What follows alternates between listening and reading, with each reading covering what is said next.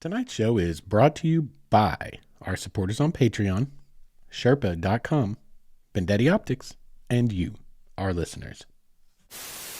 Because I'm like one of those purple people. I'm a purple people eater. I'm a purple people eater. Yeah. I don't know how to fly yet, though.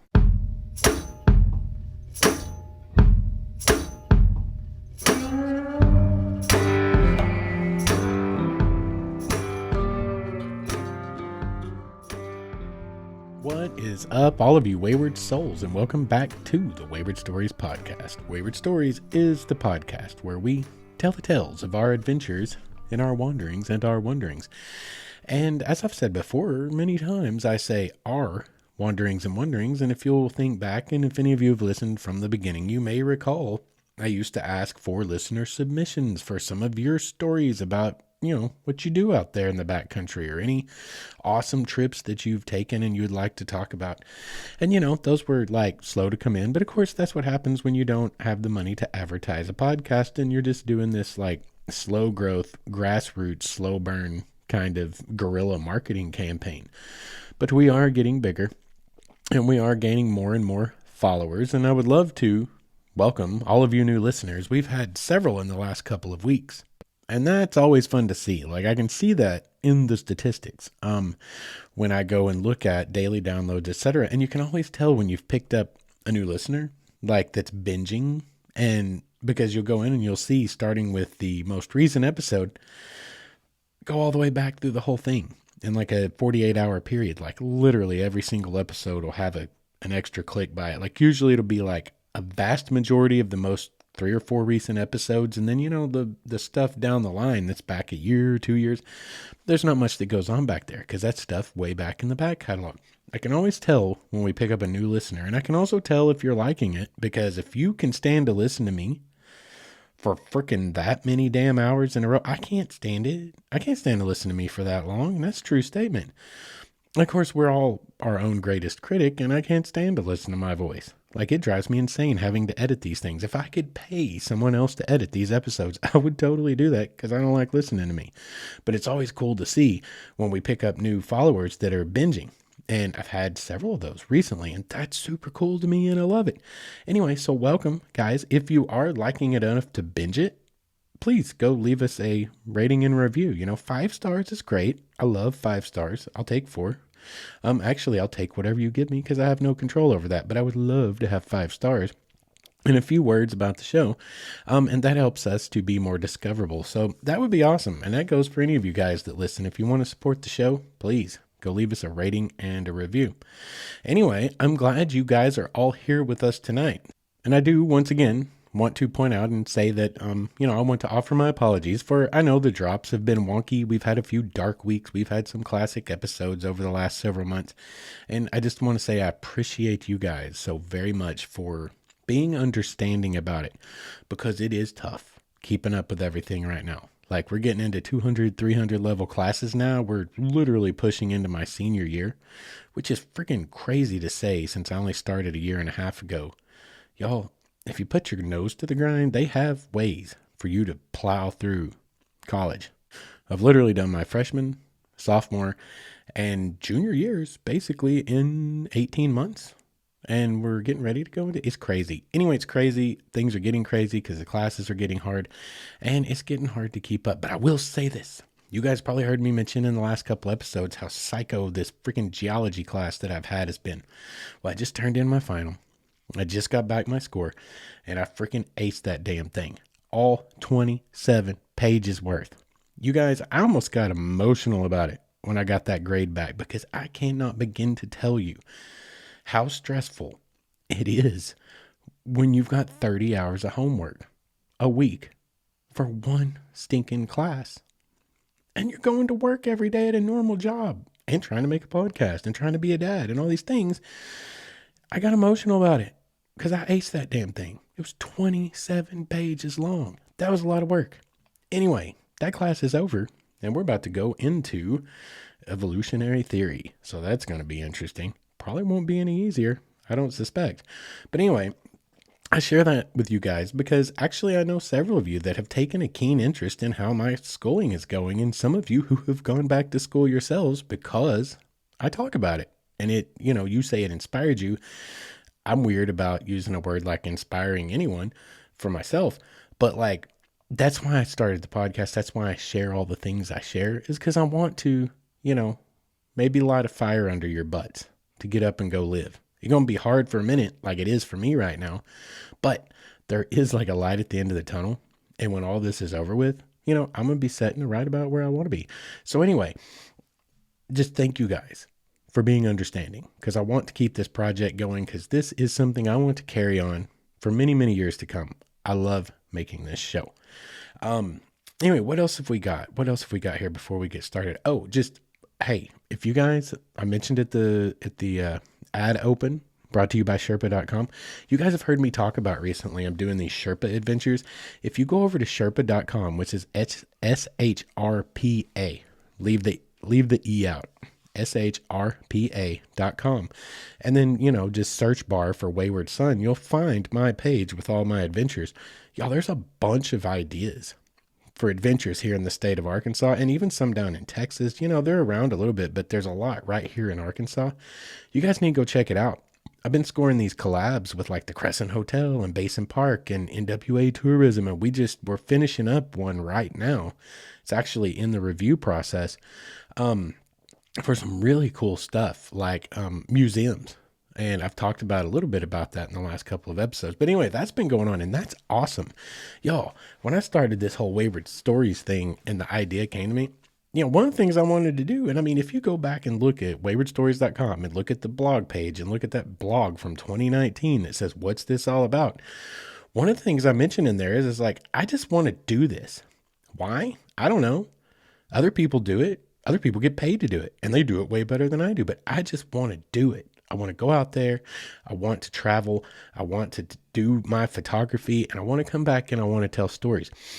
And it's really cool because now we're coming to that point where I'm actually getting to go do these things. People are paying me and comping me to go out and explore places and come back and tell stories.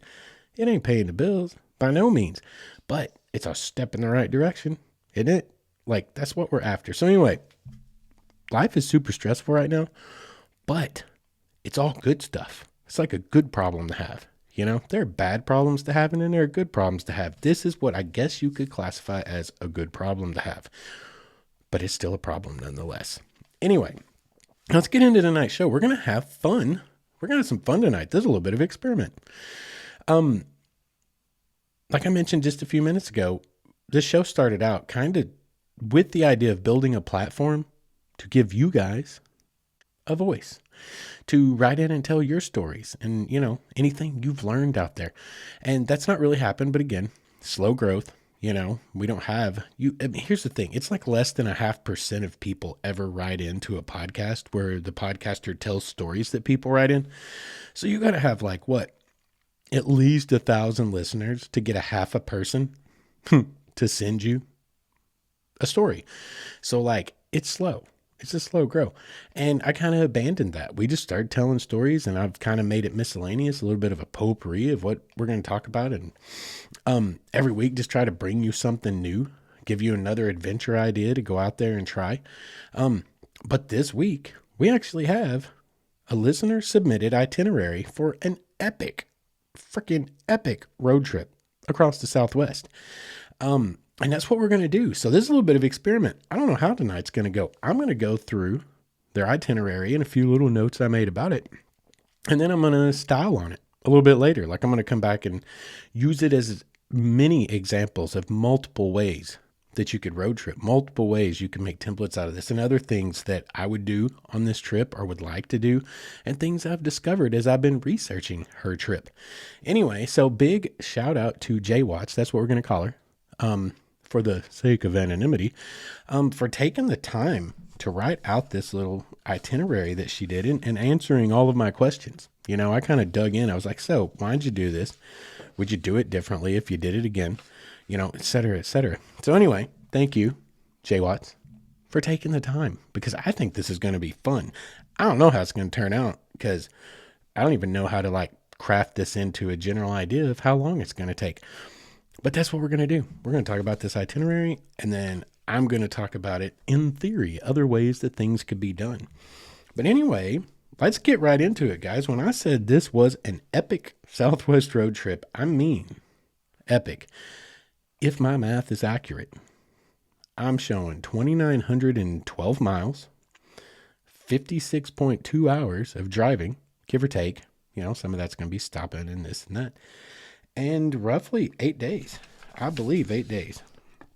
Yep, 8 days. 8 days, 2,900 miles, 56 hours, give or take. That's pretty epic. Throughout the Southwest, and a portion of this actually mimics or mirrors my road trip into southern New Mexico. And the rest of it's stuff that I've been wanting to do. Some of it is along a route that I did when I was going to San Francisco, et cetera, et cetera. But anyway, this is really cool. They set out from here, where I'm from, in Fort Smith, Arkansas, and y'all made a giant loop, 2,900 miles worth of giant loop. So anyway, we're going to talk about it.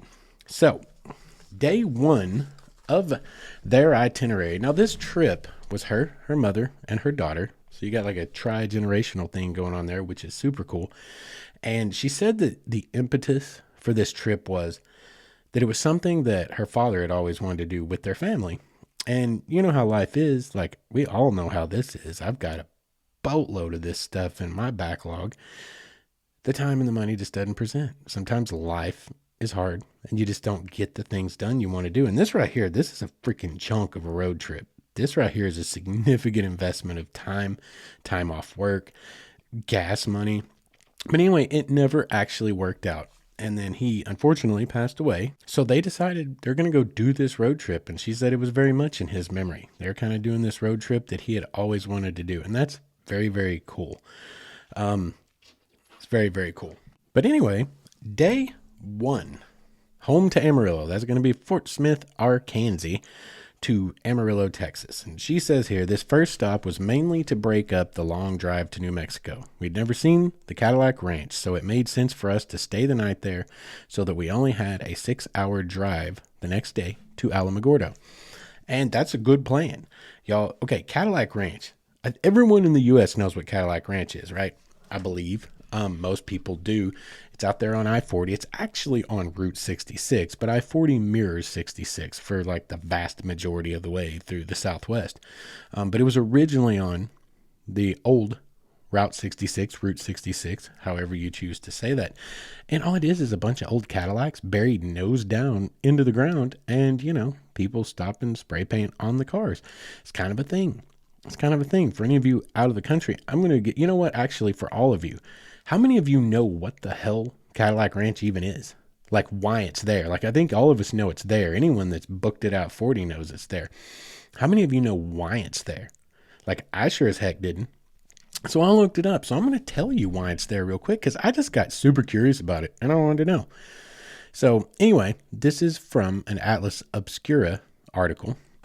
Standing along Route 66 west of Amarillo, Texas, Cadillac Ranch was invented and built by a group of art hippies imported from San Francisco. They called themselves the Ant Farm, and their silent partner was Amarillo billionaire Stanley Marsh III, which I'm assuming that means Stanley Marsh III, but Stanley Marsh III. He wanted a piece of public art that would baffle the locals, and the hippies came up with a tribute to the evolution of the Cadillac tail fin. 10 caddies were driven into one of Stanley Marsh's fields, then half buried nose down in the dirt, supposedly at the same angle as the Great Pyramid of Giza.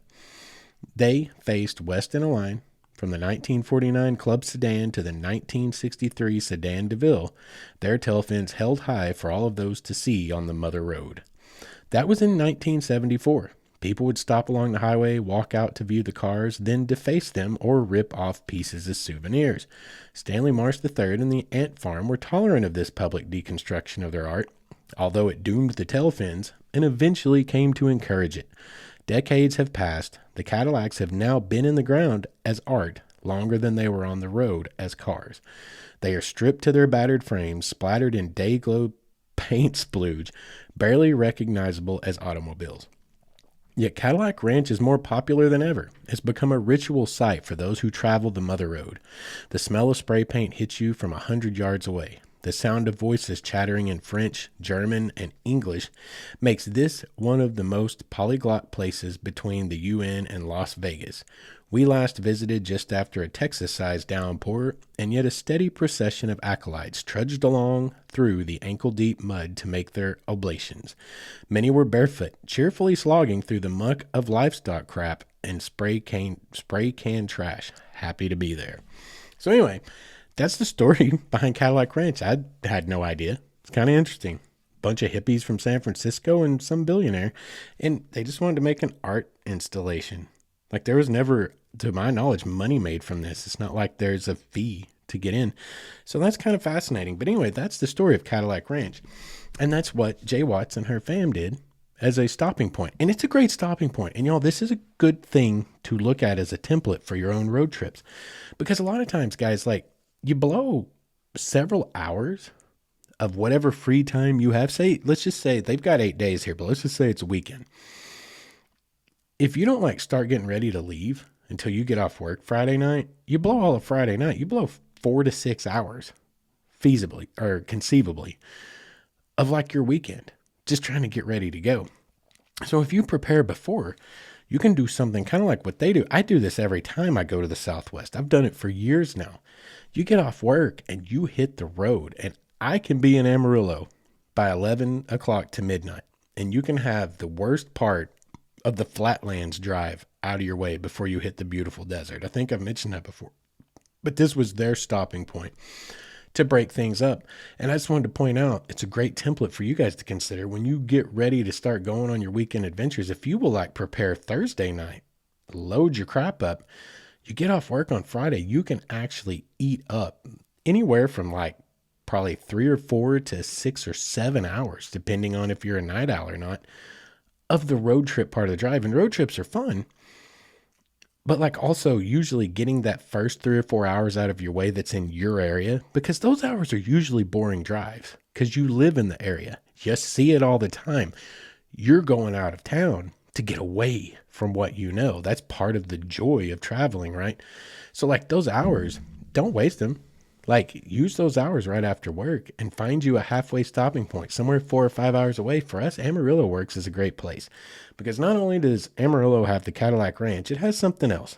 It's got the Big Texan, which is a steak restaurant, and they have very good steak. I have eaten there. They're actually the place, if you've ever seen those signs on 40 or anywhere else in the U.S. where it's like a free 72-ounce steak if you eat it in an hour. That is the Big Texan. You don't have to try for their 72-ounce steak. And if you think you're man enough or woman enough to take on that steak in an hour, you need to know it's not just 5 pounds of steak. It's also everything that comes with it, which is massive dinner rolls the size of bread plates and baked potato and all the stuff that comes with it. And you have to eat all of it in an hour. We're talking like several pounds. I mean, the steak alone is 5 pounds. Is it worth it, y'all? Because if you don't eat it in an hour, you have to pay for it. If you eat it under an hour, it's free. If you don't eat it in an hour, you have to pay for it. And I assure you, you don't want that bill. People do it, though. People have done it. They got pictures all over their walls of people that have pulled off the feet. That is definitely not for me. But anyway, it's a great place to get a steak or a burger. Like, it's a neat little place. It's a very cool place. But yeah, think about that. Consider that for your own road trips. Trying to use your hours after work to eat up a lot of your road trip time. You know, that's one of those things you can waste a lot of time that first night just running around trying to find all the right underwear that you want to take with you, right? Do it the night before, leave right after work. You will thank me if you do. So moving on to day 2. Day 2 is Amarillo through Roswell, New Mexico to Alamogordo, which is where White Sands National Park is down there in that general area. And if you guys remember from my New Mexico trip, I took exactly the same route, went to Amarillo to Roswell. Roswell is cool. Like, it's a cool place, y'all. I mean, everyone probably needs to go there at some point, say you've been to Roswell, get a picture of their Welcome to Roswell sign, and check out some of their alien-themed stuff. I mean, anyone in this country is very familiar because it is pop culture iconic. The Roswell crash, the Roswell alien crash, UFO crash. And they've got like a whole little economy there built on tourism for people. I mean, I think I remember telling you guys in my episode, like there's aliens in the spaceship McDonald's. It's literally a spaceship that houses a McDonald's. But anyway, so this was day 2 of their trip. Oh, and let me hit this here. I forgot this. I wanted to make sure and get these in. On day 1, Amarillo, or Fort Smith to Amarillo, was 469 miles, 7 hours and 18 minutes. Now, day 2, we're going from Amarillo to Alamogordo, going through Roswell, and it's 332 miles, 7 hours and 57 minutes. She says, we enjoyed a nice lunch at Roswell and walked through one of their many alien attractions, and we watched the sunset at White Sands. Okay, so they made it to White Sands on day 2. I've talked about White Sands before. Y'all, White Sands is awesome. You need to get down there if you have not. Just know this about going to White Sands. There's so damn many people there. Like all of our like everywhere now that's easy to get to. If you can drive right up to it, there's a billion people there. Like this is just the post-COVID revival of fake outdoors people. And they're everywhere out there. So people who really want to go out there and do some awesome landscape photography or really get back in it, boy, you really got to get back in it. I remember when I was there, there were people standing on sand dunes as far as I could see. Like miles into the sand dunes. There was nowhere there were not heads of people bobbing around. I was like, I'm never going to get past all these people before dark to get a unblemished picture of the sand with no humans in it and no footsteps in it. And it made it tough. But White Sands is beautiful. It's awesome. And apparently sledding's a big thing there. They sell sleds at the National Park Office. Anyway, so that is day 2 for them. And like, this is a cool, like, if you think about this, you're just making a giant loop. And she talks about how it's kind of a sightseeing trip, this one. That's, I asked her about that. All these stinking miles. I was like, so I see you stopped at several places, but it looks like you didn't do a lot of exploring at all those places. Was this more of a sightseeing trip? And she classified it herself as kind of a sightseeing trip. Going and hitting everything they could hit and seeing it, getting pictures. And that's totally cool, y'all.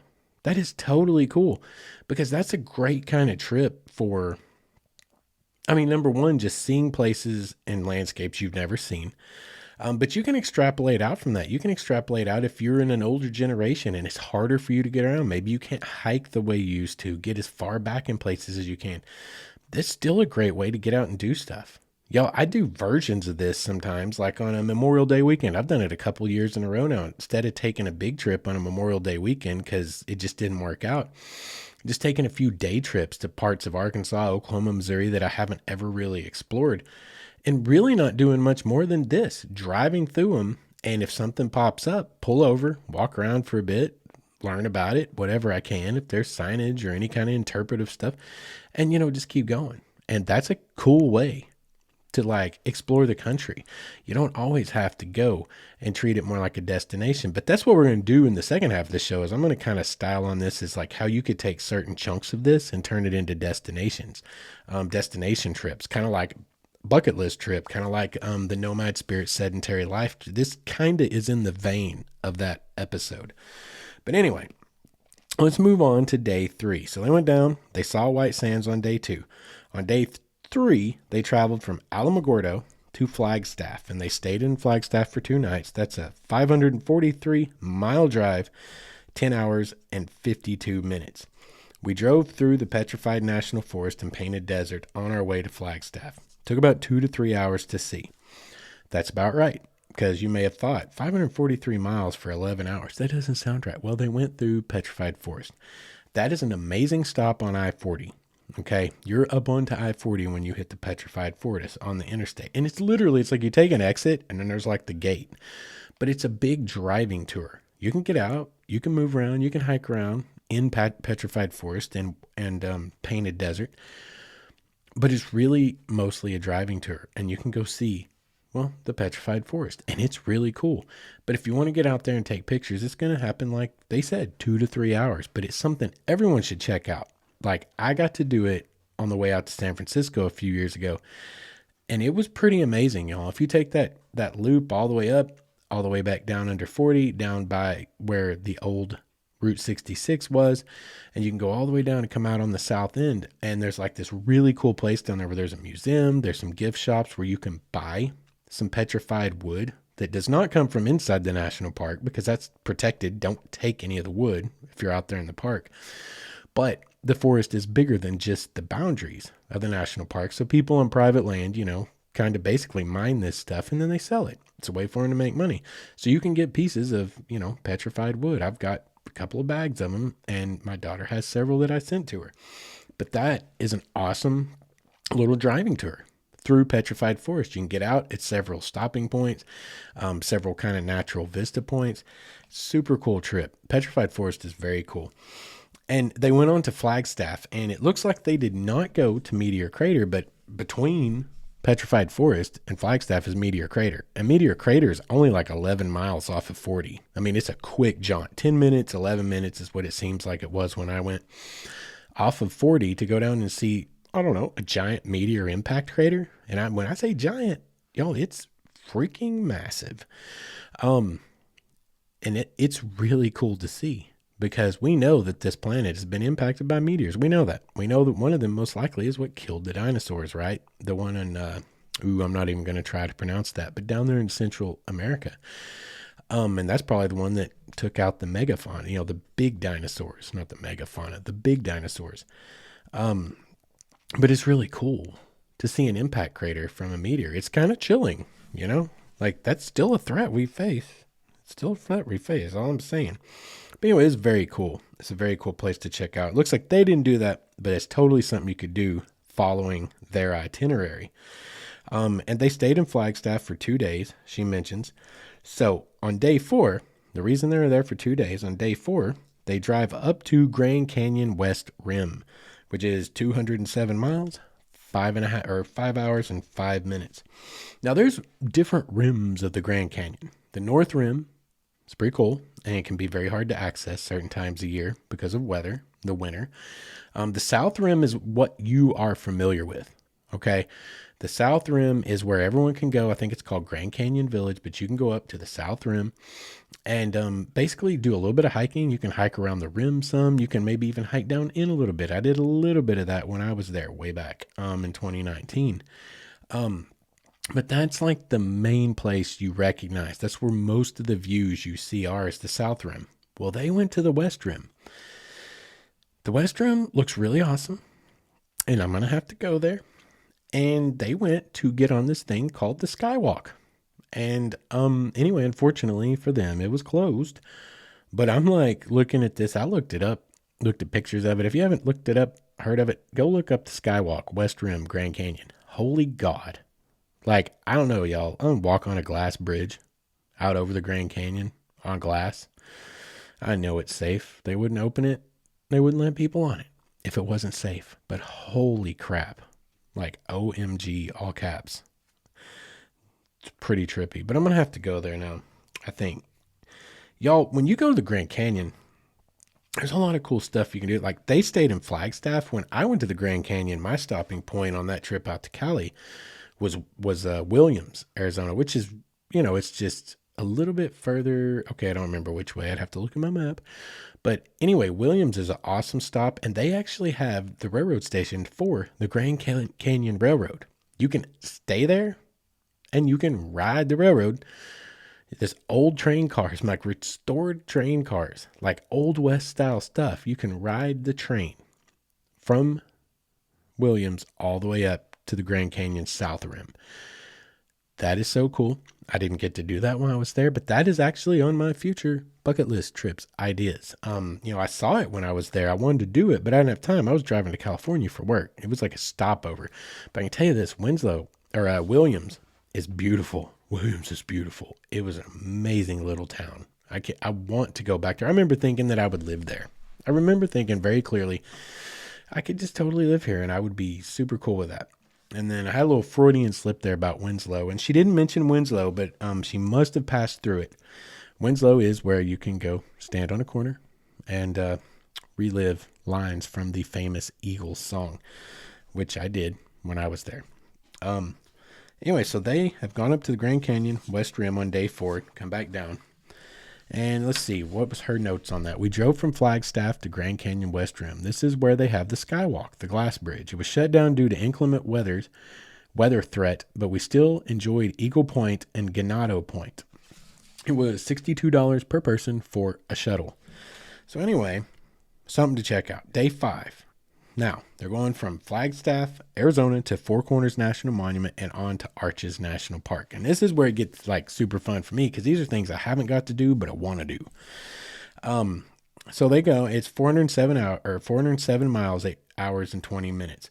Flagstaff to Four Corners. And you guys have heard of Four Corners. It's where the corner of 4 states meet. And I'm not even going to try to name them off right now. That'd be ridiculous of me because I will totally get it wrong. I think we're going to be like Colorado, Utah, et cetera, Arizona probably.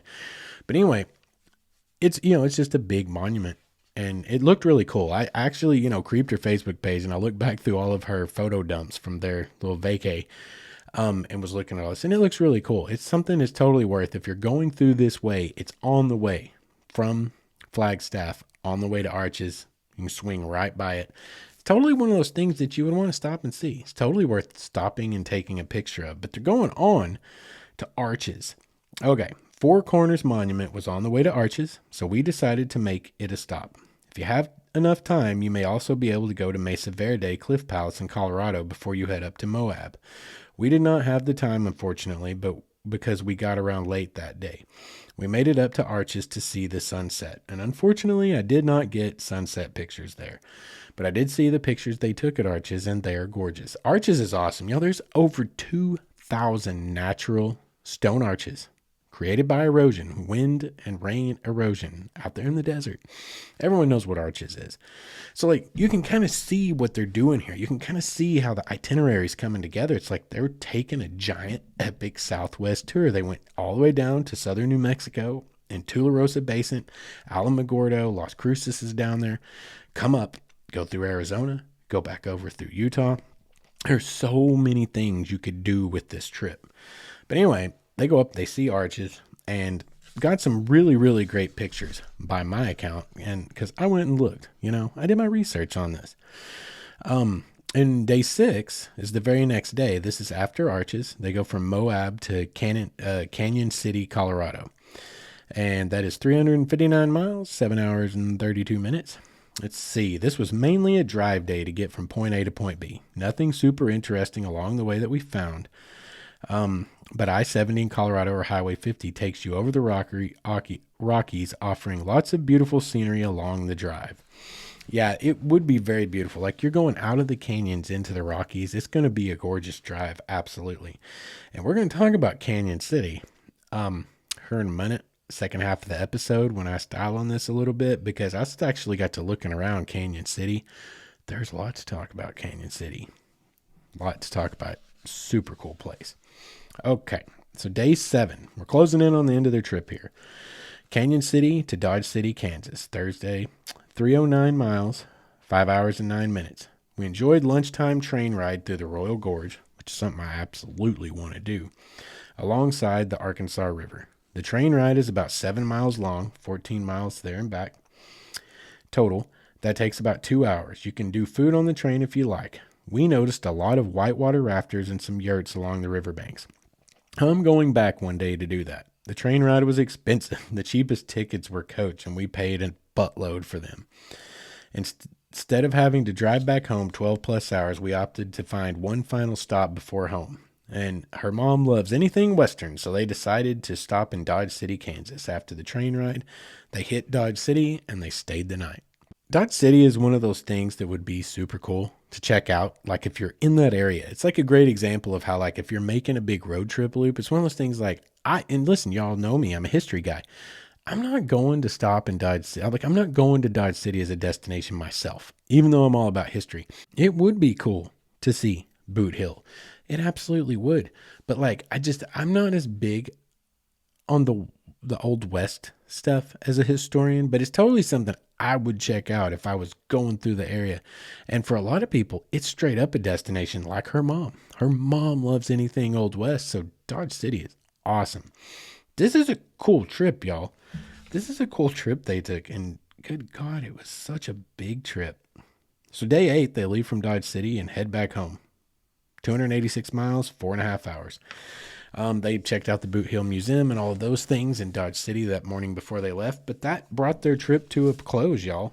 Like, I've got this clocked at, I said earlier, 2,900 miles roughly, 56 hours roughly, and no less than 5 national parks that they did, or that they saw, which is awesome. If y'all are going to hit 5 national parks, if y'all are going to hit more than 2 national parks in a year, make sure and like go and buy the national parks annual pass. It's like $80 or something. If you're a senior, if you're military, you're a veteran, you're any of these things, there's even discounts to that. But it's like $80 a year, y'all. Like, it's going to pay for itself in 3 or 4 national parks. You know what I'm saying? It really is. So if you get a lot, just go get the big, the yearly pass. I have one of those. I get to use it around here. Like, y'all, there's more than just like the major national parks. It's not just the Grand Canyon and Yosemite and stuff. There's tons of one, like here in Fort Smith, where I, volunteered down at the National Historic Site, is like Judge Parker's courtroom. It's like the last vestiges of the Wild West, the hanging judge. Up in Northwest Arkansas, where I may be going this weekend, is Pea Ridge National Military. It's a national battlefield for the Civil War. There's lots of national park administered sites that have really cool stuff to check out. You can go get your $80 pass, man. You're making your money back for sure, for sure. But anyway, I'm going to talk about real quick before we go to break and we come back in style on this little trip. I asked her a few questions, and this is what she had to say. I asked her, is there anything you would do different? Would you do this trip again? So she responded with, I think there were parts of this trip I would do again. Like Arches had some great hiking, but we didn't have enough time. I would love to go back there and do some backpacking. My favorite parts were the national parks. None of them disappointed. Highlights would be the sunset at White Sands and the views at Arches. I also want to go back to Colorado and whitewater raft in the Arkansas River. And I asked her if she would take another trip this big again, with this many days. And she says, definitely I'm planning a trip up north to Niagara Falls, the Grand Tetons, Yellowstone, and Mount Rushmore. I think I would do it the same, drive. I'm thinking these sightseeing trips will birth destination trips for me, if that makes sense, which it does, because that's kind of what I was asking her. I was like, would you do this all over again? Like, would you drive again and do the sightseeing, or would you like take a big chunk of time that's that big? If you've got 8 days to invest, would you do it differently? Would you go to like one of these places more directly and spend way more time there exploring everything they have to offer? And she said basically the next trip she's planning is going to be another driving sightseeing trip, but she thinks they're going to inspire a lot of these destination trips. Like she just mentioned, go back to Arches to hike, go back to Canyon City or up around the Royal Gorge and whitewater raft in the Arkansas, which is some pretty wild stuff, y'all. If you've never looked it up, go look it up. But anyway, so that's really cool. Like, I'm super happy. Thank you, J-Wats, for sending in this itinerary. I love that we get to talk about this tonight. We have a listener submitted itinerary, and it's so cool because think about that, y'all. They drove for 8 days, and they saw a huge chunk of the desert Southwest. They're so beautiful out there. I've told you guys this over and over again. I talk about the Southwest quite a bit. It's in a few episodes of this show so far. It's gorgeous down there. So this is a freaking amazing trip, you guys. If you want to take an epic road trip, you could follow this itinerary point for point, or you could go look at this itinerary on Google Maps, and then you could look around and see what else is interesting, because for all the things that they saw, there's a whole hell of a lot of things that are real close that you could tag in there. Like I mentioned, you could do, you could stop by Meteor Crater when you're up there close, when you're going for Moab. Y'all, you can go through Valley. Anyway, we're going to talk about that in the second half. I'm getting ahead of myself. We're going to spend some time talking about different ways you could chop up these 8 days or treat a destination trip. And it's going to be a little bit like that Nomad Spirit episode. We're going to talk a little bit about how you could turn a lot of these into bucket trip ideas. So anyway, you guys hang around and we will get right back after the break. What is up, all of you Wayward Souls? I want to tell you guys about our newest sponsor, Bendetti Optics, a brand based right here in the good old US of A, Portland, Oregon, to be exact. And I bought my first pair of Bendetti sunglasses about 1.5 years ago and fell in love with them, so much so that, I got online and ordered a couple of more pair. And when I did, there was a small shipping snafu, an order fulfillment snafu, and I got on the phone, gave him a call, and guess what? I get a call back from who? One of the big men themselves, right there in Portland, from the top of the chain. Have a great conversation, and we end up starting this great relationship we have. They more than made right the little snafu that occurred, and I am now a huge proponent of them because I can tell you from personal experience they are good people, and they're trying to compete with the big boys out there, coming in at a price point of about $40, but using the exact same frame material, TR90, and the same polarization process as the big guys. As it turns out, something I think we are already probably knew in our hearts, when you buy big name sunglasses, you're buying a big name, not necessarily any more quality than you can get somewhere else, like at Bendetti Optics. They have 29 different styles. They have multiple polarization options for whatever climate you happen to live in. And they back it up with like this lifetime guarantee that if your dog eats your sunglasses, it doesn't matter how you break them, send it back in with a check to cover shipping and handling and you're golden. You got a new pair on the way. These guys are truly trying to do it right, and they have this philosophy that a really good pair of sunglasses should not cost you so much that you are afraid to wear them. And I think all of us outdoorsmen can relate to that. So if you guys, like me, are very practical and like to get more bang for your buck and wear some great looking sunglasses, check out BendettiOptics.com. That's BendeTi optics.com, or you can go over to Instagram/BendettiOptics. And that I highly suggest, whether you buy a pair or not, just to check out the cutest pupper you'll ever see modeling sunglasses. Once again, that's BendettiOptics.com, and make sure and let them know Wayward Stories sent you. And welcome back. We are going to talk about like using her trip as an inspiration for some of our own. Like that's what we're going to spend the second half of the episode doing. Because I'm like one of those purple people. I'm a purple people eater. I'm a purple people eater. Yeah. I don't know how to fly yet though. Anyway, I don't have the brain space to worry about editing this out, I don't think. So we're going to leave that in. Wayward Son is a flying purple people eater. But we're going to talk about different ways you could use this itinerary to inspire trips of your own, like destination trips, a lot of things. Because I very, very much love, oh yeah, that's what I was going for. Proof of concept. When I ended up with Purple People Eater, I was shooting for proof of concept. I'm a proof of concept guy. If you show me something like this itinerary, my brain's going to automatically start like analyzing it like, oh my God, you spent 8 days, you drove 2,900 miles. If I took 8 days, what could I do if I went more directly? You know, okay, so I've already been to White Sands. What if I went more directly to, say, the Bryce Canyon area? What could I do in 8 days there? And then I can start looking over that whole general region. So that's what we're going to talk about. It's just different ways that you can kind of take their template and you can stylize it into your own and come up with some really cool ideas. But just starting from the top, going to White Sands National Monument, you can really just go back to last November or it'd be December when they dropped and listen to my 2 episodes on exploring New Mexico, because that's exactly where I went. I went exactly where they went, but I went there as a destination. They were kind of doing a pass through. They wanted to see White Sands. They got what they wanted, and they got some killer sunset pictures. I saw one of her sunset pictures, and y'all, listen, the way those mountains box in the Tularosa Basin, the clouds never disappoint. There are like these amazing formations that happen. Like you get these crespicular clouds that come over the tops of the mountains. You get a lot of stuff going on in the atmosphere that makes for absolutely gorgeous pictures. It's like almost always like magic hour there because you're up so many thousand feet. You know, you're up in the highlands of, you know, the lower reaches of the Rocky Mountains and other mountain ranges that are, it's wild. It's beautiful. But anyway, if you go down there for like a destination trip like I did, you could just go back and listen to my episodes. I missed a lot of stuff when I was there, unfortunately, because I didn't have time in like 3 or 4 days. But I got to see White Sands, went to the Gila Cliff Dwellings. That's another national monument. I went over to the Organ Mountains and got to hike up to abandoned tuberculosis asylum in the first snow of their winter. It was gorgeous. It was amazing. The pictures are on Instagram. Go Wayward Son 119 if you want to see the pictures, you'll find them.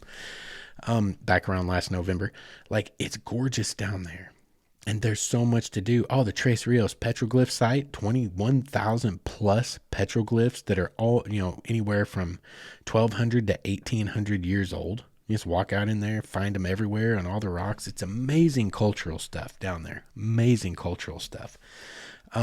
So you can easily style a road trip like that down there into a destination trip because there is a lot to do there. You could even shoot down to El Paso from there. El Paso is only like 50 minutes down the road. So much going on in that area that you could turn into a full trip. And I'm not going to spend any more time than that on that part, kind of for general ideas, because like I mentioned, just go back to last December and listen to Exploring New Mexico Part 1 and 2.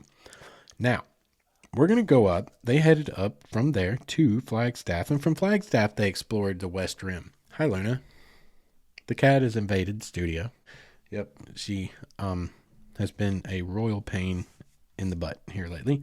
But anyway, moving on. Okay, so we're up to Flagstaff. We're talking about the Grand Canyon now. You can go to the Grand Canyon from Flagstaff, or like I said, you could go from Williams. And Williams is a cool place. It is a straight shot out of Williams, straight north to the South Rim. And you can take the Grand Canyon Scenic Railway, which is something I've got to do one of these days. Now, don't make no mistake. You're not riding the railway along the canyon. To the best of my knowledge, you're actually going across the high plains headed towards the canyon, but it's still gorgeous. That drive was beautiful. When I drove it, I can only imagine riding in passenger cars by train. That would be so cool. The South Rim. I mean, what more can you really say about the Grand Canyon? Like, you go to the Grand Canyon, you can either be serious about it, like for real deep down, hardcore serious, and hike down into the canyon, which is something that is on one of my lists. When I was there, I didn't have a lot of time. I was driving to San Francisco, and it was like a stopover. But you can go out there and you can be hardcore about it, and you can really hike down in it. Or, you can just go and explore and look at the top, take all your pictures, like I say, ride the train. If you're going to be there, like say you're styling this into your own trip and it's going to be like 3 or 4 days there, I would definitely try to do as much hiking as possible and explore all around the canyon. Like I said, there's the North Rim, the South Rim, the West Rim. I'm sure there's an East Rim that I don't know if it's famous or not. But there's a lot to see. Anywhere in the Southwest you go, you're going to be on federal land or state land, and it's all going to be parkland because the landscapes there are gorgeous. The rock formations are gorgeous. The colors are gorgeous. That's what it's known for, and it's anywhere you go. If it's not a gorgeous canyon, it's a freaking volcanic field, y'all. There's so much cool stuff in the Southwest. But definitely checking out the Grand Canyon and spending several days there would be a super, super cool trip because, like I said, there's so much more than just the South Rim, the very touristy part. You could do like they did, head to the West Rim. You go out there and try to check out that skywalk, the glass bridge. You can go up north of that area, and there's even more canyon and more different canyons. There's different feeder rivers that come into the Grand Canyon that you can get even greater access to that aren't nearly as heavily protected, so to speak, as the Grand Canyon. Like the Grand Canyon's for real serious, but some of the canyons that come into it are gorgeous. Like, for example, we talked about this many, many episodes ago. I have no clue in which one. I couldn't even begin to tell you in which episode.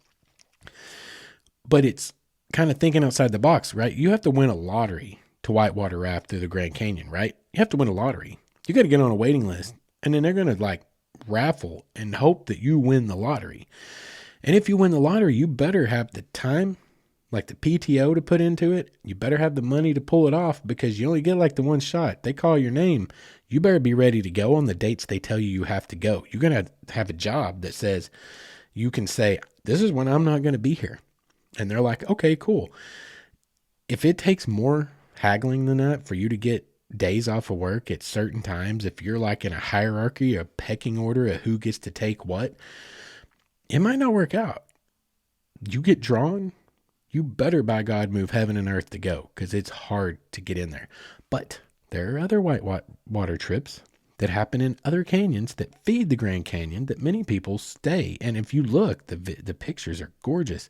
It's whitewater rafting in canyons that are just as gorgeous as the Grand, but there's no waiting list. Y'all, Like, you got to think outside the box sometimes.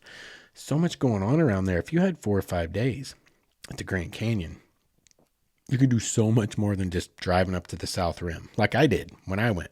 I only had so much time.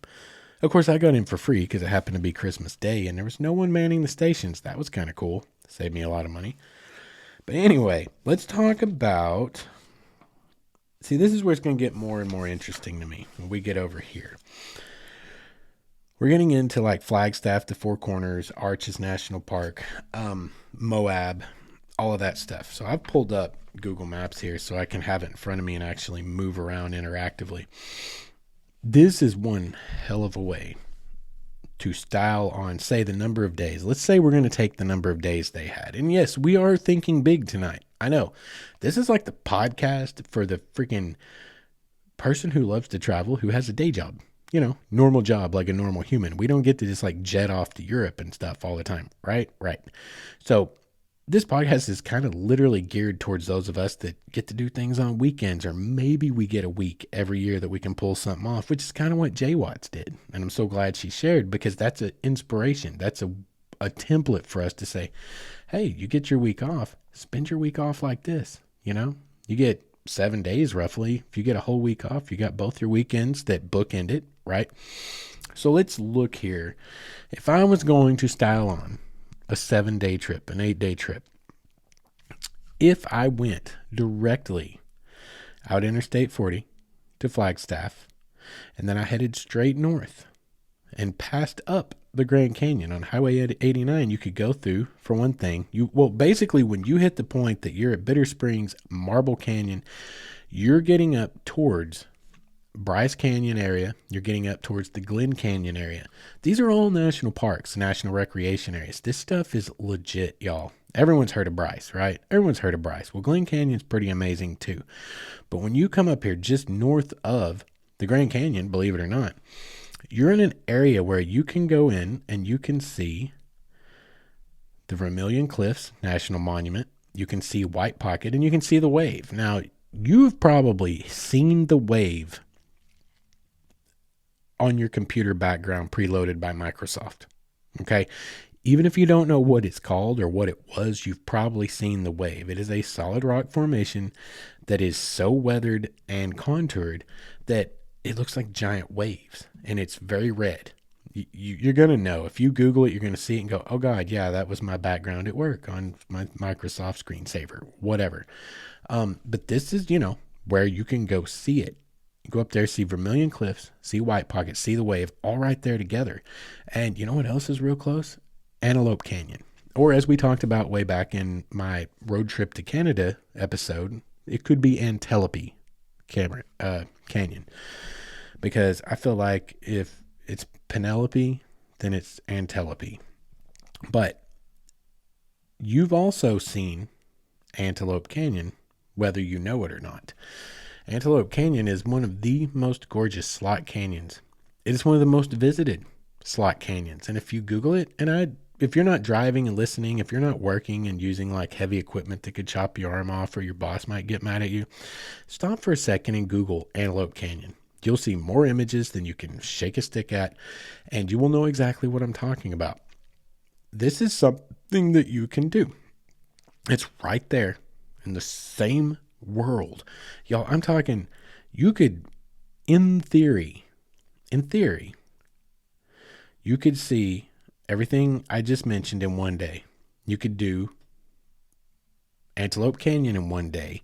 And Antelope Canyon is one of those, it would take time. It's going to take you a couple of hours, and you have to get reservations. I will say this. It's not like the Colorado River through the Grand Canyon. You don't have to win a lottery, but you do have to reserve. And I checked reservations today, believe it or not. Back during COVID, reservations for Antelope Canyon, because I looked back then, they were out like a year. Okay, now they're only out like a week. Okay, I just looked, and I could if I was going to Colorado, if I was going out that way to Utah this week or Arizona, I could be, in there by, I think, Saturday they had an opening. But anyway, around it, you have to pay for reservations to get into Antelope Canyon. And it's going to take you a while, and you're going to want to take a while to explore it because it's absolutely gorgeous. There's nothing quite like it. From there, let's say that we're styling on this with a 7-day trip. In 2 days, we've seen some pretty amazing stuff. We've seen Antelope Canyon, Vermilion Cliffs, the Wave, but from there, you can head over to Bryce Canyon and you can explore all the many things that Bryce Canyon has to offer. And we're not going to sit here and talk about all of them because you just need to look that up for yourself. If you're not familiar with what's going on in Bryce Canyon, just look, just go and look. It's absolutely gorgeous. But also, what's close to Bryce Canyon? We talked about this fairly recently. Glen Canyon and Lake Powell. And Lake Powell had been way down, right? You remember how I told you just a few months ago? Literally like the end of, just a few months ago. It hadn't even been a year ago, I don't think. I spent time talking about how it's on my bucket list to try to get to Glen Canyon and Lake Powell because the water's so far down, you can actually hike canyons that have been flooded for over 60 years. And people are calling them like America's Lost National Park because it's so gorgeous. And there's people like hoping that it never fills back up. It's a whole thing. We talked about it. Guess what? It filled back up. It'd been dry for years. Or been going dry for years, and their window opened up, and what did I tell you? You better go while you have the chance, and guess what? Our chance is over. Unless it gets dry again, there's maybe parts of it you can still go explore, but the water levels are way up because they have been having insane amounts of rain out there. Like they've been having some serious issues out there. But anyway, Rainbow Bridge National Monument is also right over by Glen Canyon. See, you see what I'm saying? Like, listen, you can make this loop. You go out 40, you head up, you hit Antelope Canyon, you cut across, you hit the Wave, you go over to Bryce Canyon. From Bryce Canyon, you can go over to Glen Canyon. From Glen Canyon, you can go up to Capitol Reef National Park. From there, you can shoot over to Canyonlands National Park. Guys, you see what I'm saying here? This area right here, if you went to, let's see, what's a center point? Let me take a look here. Moab is where Arches is. Bryce is over here. We're up in Utah at this point. Is there a center point? What is Hanksville? Let's look at Hanksville real quick. Oh my God, those pictures are incredible. Holy crap. Yo, y'all, that's insane. That's beautiful. Holy cow. And it looks like there are several places to stay nearby. Hanksville looks small, but it apparently is big enough to have several places to stay. Probably a few places to get some sundry items, things you might need. That might be a really great center point for like a 7 or 8 day stay. I'm seeing Goblin Valley State Park, Little Wild Horse Canyon, and Bell Canyon Trailhead. Let's see. Canyonlands is just to the right. Arches is real close to Canyonlands. There it is, just up by Moab. Down here just below is Capitol Reef. Straight down is Glen Canyon. Natural Bridges National Monument is just down from it, south and east. Holy cow, y'all. That is Wilson Arch, Hole in the Rock. Man, all of this stuff is centered in that area. Well, here's a Newspaper Rock State Historical Monument. Holy cow, that's cool. That is Native American petroglyphs. Oh my God, those are incredible too. Wow. Yeah. Okay, so there's one way to style on 8 days on a Southwest road trip if you want to treat it more like a destination. Go stay at this little place called Hanksville or somewhere close. Who knows, y'all? You could go anywhere, but that's just like literally dead center. And around it is Capitol Reef, Bryce Canyon, Glen Canyon, Canyonlands, Arches. It just goes on and on and on. That would be awesome. I could easily spend, you could probably spend 8 days there and I'll get everything in that you wanted to get in. Holy crap. That's really cool. Okay, well, we need to move on from that because there's one more. We're definitely getting our hour tonight. There's one more for sure I want to talk about, and that is Canyon City. I've come across something in Canyon City I want to talk about. But yeah, so you can see though, like I'm trying to build the idea here. We have a proof of concept that in 8 days you can drive 2,900 miles. In 8 days you can see this huge swath, and J-Wats proved that to us. But we can take it and look at it and go, okay, say I gave myself 8 days. What all could I accomplish if I wanted to, say, go straight to a place and really try to thoroughly explore it and kind of take in this one place.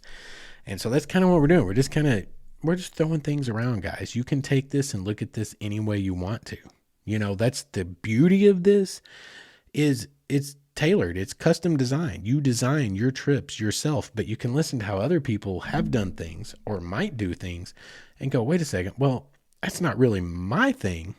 Yeah, I know old Wayward Son likes to go and stay at a place, but I think I'm more with J-Wats. I want to do a big driving trip, but holy crap, if she drove 2,900 miles in 7 days, well, from where I live, where would 2,900 miles take me if I had a whole week? That would be cool. Take a big, huge road trip, and you might live up in, say, Oregon or something and go, oh, wow, I could drive all the way to, say, New York and back, or whatever. I don't know.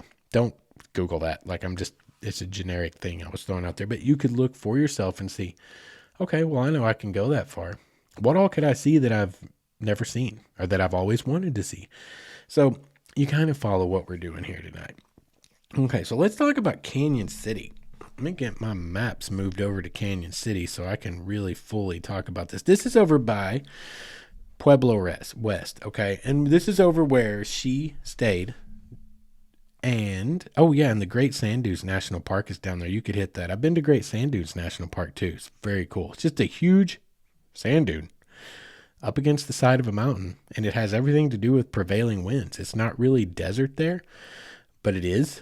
And there's just this mountainous sand dune that's just pushed up against the base of the mountain, and it can't go over the mountain, so it just keeps piling up in the corner of this western side of the mountain range. It's super cool, but that's real close. Okay, but if we're coming over from where J-Wats did, you can go and you can hit the Royal Gorge Bridge and Park, and there's a lot going on. That is right by Canyon City, okay?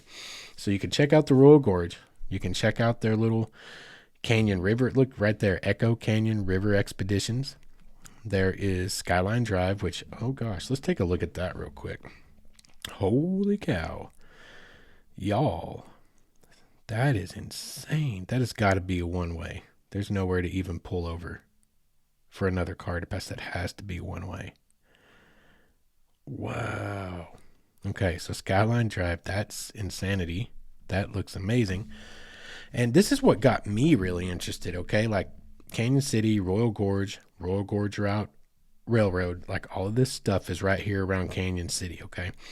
Now, you're real close to Colorado Springs is up and to your northeast. Pueblo is to your south and east.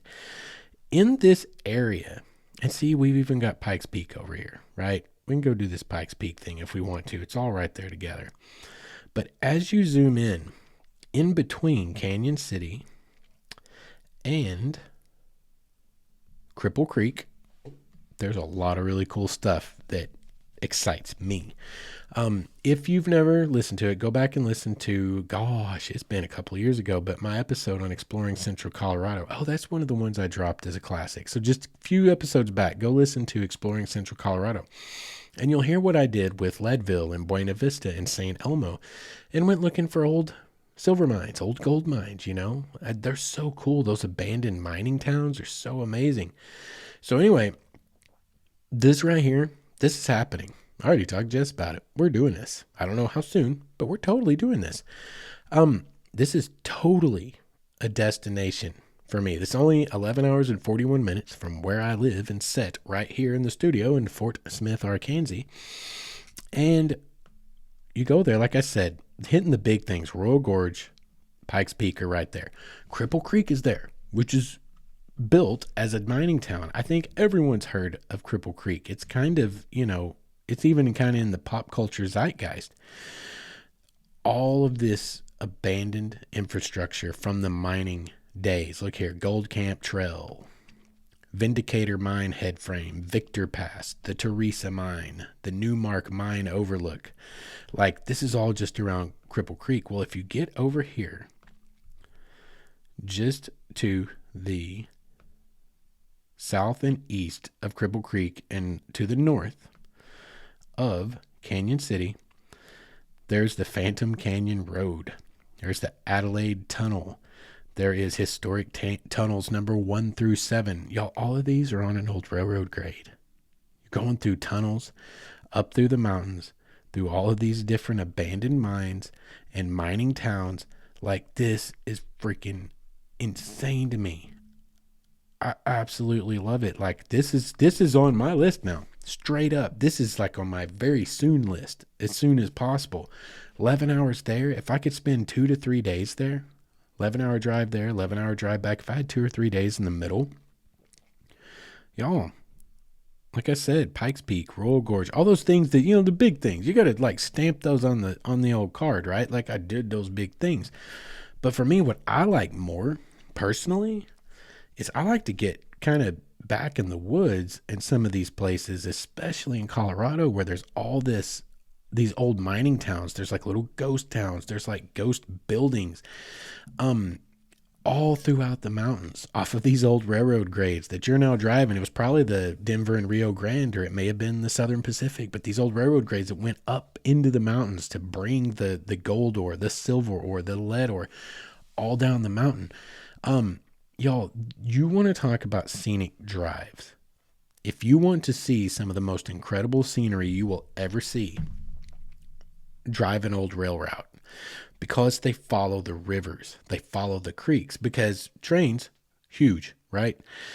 A lot of weight behind them. They can't just go up the side of a mountain like a 14% grade like we can in our cars, right? Like, usually a train keep it under like a 2% grade. They have to.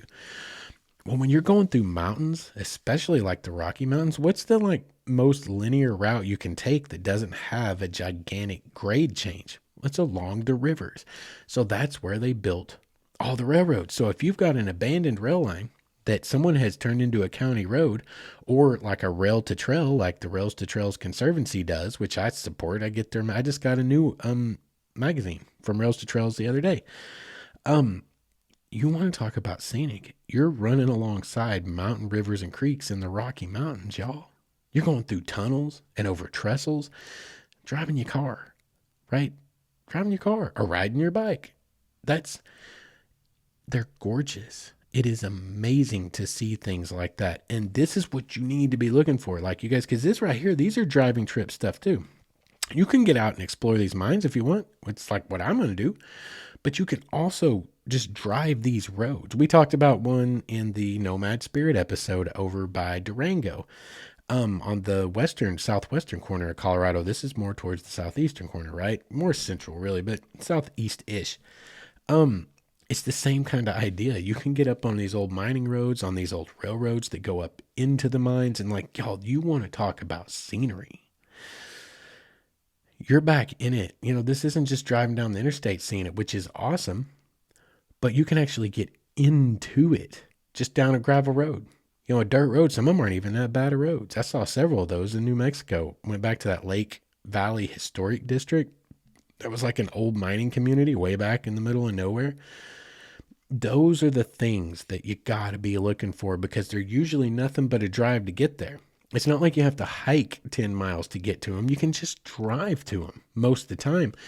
But people in general get very hyper fixated on, like, you heard of Pikes Peak. Everyone's got to go to Pikes Peak, right? Everyone's got to go to Royal Gorge, and that's awesome. That's something I'm going to do.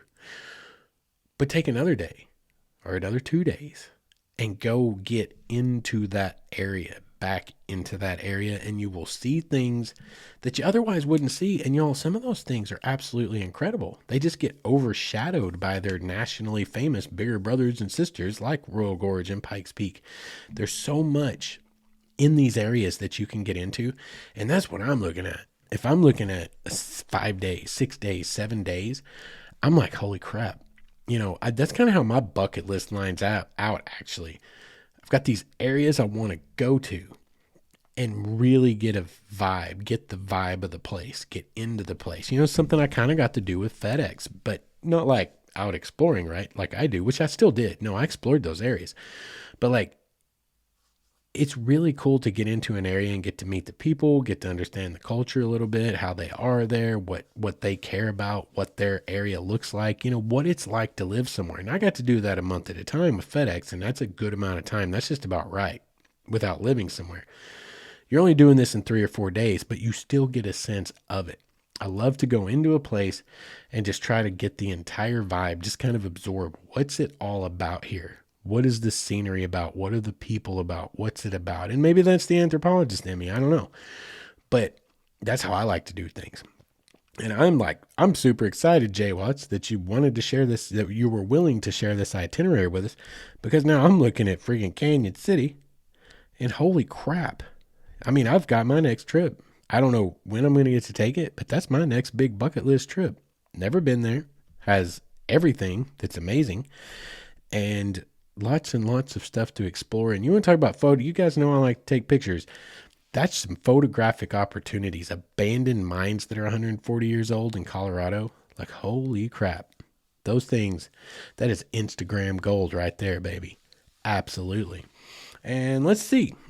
What else? Is there anything else I want to talk about? We've hit our hour for sure. Is there anything else I want to talk about here? At the moment, I'm thinking that we're going to wrap it up, guys. I don't see anything else I want to spend a whole crap ton of time on here.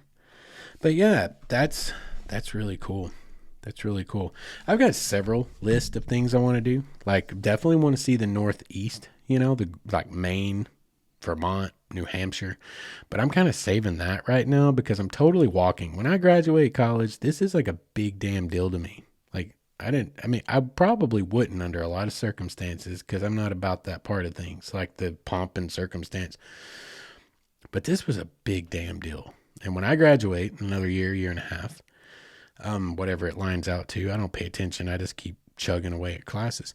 But here in another year or so, whenever I do graduate, I'm going to go walk, by God. And that's a great time for a road trip, isn't it? I go see the Northeast thing because I have to go walk in New Hampshire. So I've definitely got that on my list. Oregon and Washington, the Pacific Northwest, are very much on my list. I want to go back to Billings and Butte and all those places in Montana, get up around there, get over to Yellowstone. I've not been to Yellowstone. Yellowstone's on the list. But like, that's what I love about, itineraries like this and stories like this. She shares her story. Here's what we did in 8 days. Here's how many miles it was. And now we can look at that template and start going, okay, if I get 8 days, a full 7 days at the very least, 5 days off work, the work week off, plus the weekends. How far could I go in 2,900 miles? And you start drawing lines on a map. You start picking stuff that you've always wanted to go to and go, oh crap, that's only 900 miles. That's only 1,000 miles. She did 2,900. I could totally do that. And I could have this much time in the middle, and you can just sit there and start. Like, it's almost like a modular system. You can start dinking and dunking stuff in. It's like, we'll drive this many days. We'll be here for this many days, and we could fit this here and that over there and this over here. Or you could do like I like to do. Okay, I'm going to go to this area, and I know I have to see. Like, let's say, for example, this is a great example. Say I'm going to go to Canyon City. Well, I know for a fact I got to go up to Pikes Peak because I've never been and you're close. I know for a fact I've got to go down to the Royal Gorge, right? It's like right there. How long are those going to take? I don't know. Half days each? A day for one, a half day for the other? Whatever, day for both. But if I've got 2 more days to work with, then I can just go by the seat of my pants. Well, let's just drive up this old mountain road this way and see where it comes out. Let's just go see what happens over here. And that's how I like to adventure. And to put a little bit of adventure in it. It doesn't have to be dangerous or nothing to be adventurous, right? To feel like you're out having a good time and exploring stuff you hadn't seen. And it's exciting. That's what frees your soul. I'm nomad at heart, man. I am a free spirit through and through, and I have been my whole damn life. That right there lets you sate that a little bit. Sate your appetite for being free. Okay, I don't really know where I'm going today. I just know a direction. I don't really know when I'm getting back tonight. Or if I am. I may be staying in another town. Who the hell knows where I end up tonight? That's fun. That is so much fun because you just get to let the road take you where it will. And that's just, God, man, that's a good time. Yep. This is kind of like Nomad Spirit Part 2 in a way. I'm feeling it. I'm friggin' tied to homework. I'm tied to everything else in the world to get done right now. And I am longing for the open road again. So I'm excited. Thank you, J-Wats, for sharing your itinerary and letting me live vicariously. And all of us live vicariously through you for the evening. And hopefully, light a fire under our butts and get our imagination sparked and thinking about what could we do with 5 days, 7 days, 8 days, and then start breaking it down to, okay, maybe I don't have that much time right now, but I have 3 days. I got 3-day weekend. We got a Labor Day coming along. We got the holidays coming along. What could I do with a few days? And hopefully it inspires all of us to get out there and live. Get off of our butts, put down our stupid phones and the social media. Man, people always tell me, and I'm going to wrap it up with this because there's a lesson in this. I hear this a lot of times. How do you do all the crap you do, Justin? You work and you get your podcast done and you do these articles, but you're also going to school. How do you do? I couldn't do all that. How do you do all that? And some people get snotty about it. I've heard people be like, man, I wish I didn't have a life. I could maybe get a bunch of stuff done too. And I'm like, yo, that's just jealousy talking, bro. Because there are people I don't have that much time. Yeah, you do. You have more time than I do. If you're not going to college, if you're working 40 hours a week like me and you're not going to college, you have a hell of a lot more time than I do. How do I get all this crap done? Because I don't waste my time watching TV all night every night, and I don't waste my time doom scrolling social media every night. I literally use my time productively to research, to do my homework, to record a podcast, to do and work on the articles I'm writing for Sherpa. I have a motivation. You may not have a motivation, and that's fair. That's fair to say. I have a motivation. I have somewhere I want to get, and I see a path to get there. So I'm motivated. But yeah, point is, every single one of you, if you feel like you don't have much time in your life, chances are it's because you don't realize you waste 2 to 4 hours a night literally scrolling your stupid Facebook feed, okay? Or watching TV. If you wanted to accomplish things, freaking just accomplish them and quit making excuses. Quit wasting your time on stuff that is not productive and start being productive. It's really that simple. It might be harder to be productive. It takes work. But do you want to be productive? Because, when I hear people say that to me, they're like, man, I wish I could get stuff done like you're getting stuff done. Yeah, you can. Just do it. Quit watching TV and be productive. And really, my gripe is because I like to watch TV and wind down, chill out every once in a while if I have time. But the big thing that I'm really poking at here, the bear that I'm poking at, is you guys have let social media consume your lives. You really have. And I see it all around me. And that's not me spouting what someone on TV said, because I don't even watch the stupid news. This is me spouting what I witness with my eyes and people that live their lives all around me, and they don't realize that hours pass while they're buried in their phone. You guys go out and live. That's what I'm here to do, is remind you there's a much bigger life out there outside of our living rooms. Anyway, we should end it with that. I got all preachy and soapboxy, but let's move on. Anyway, we're going to wrap it up for tonight. One last time, thank you, J-Wats, for sharing your itinerary.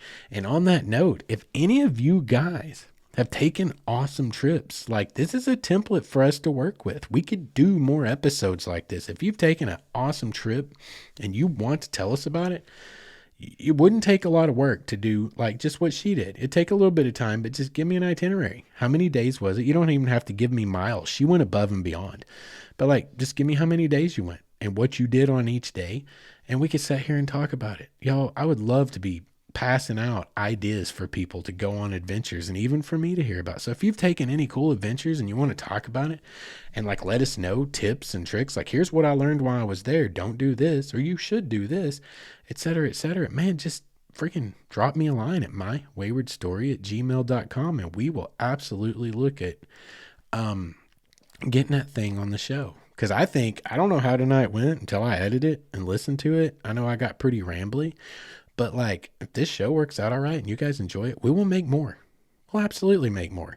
This was super cool and I really enjoyed it. So anyway, mywaywardstory@gmail.com. If you guys want to share a story of an adventure that you've been on, you can go over to waywardstories.com if you want to find links to my Instagram and all that stuff, which is a good place to go if you want to see some of the adventures I've been writing about for Sherpa.com. You should totally do that. If you are watching on YouTube, please subscribe. We really need the subscriptions. Anywhere you're watching or listening, please rate, review, and subscribe. And other than that, let's let's just get on out of here, man. Like, let's call it a night. We ran really, really long tonight. Anyway, thank you guys all for listening. Thank you for all of your support and all of your understanding. You guys have been amazing. I love every one of you. Feel free to drop me a line. I love staying in touch with you guys. We will be back in a couple of weeks with another story that I don't know what it is yet, but we will figure it out by the time we get there. Until we meet again, you guys get out there, find you an adventure, live your life a little bit, and don't forget to be good to each other.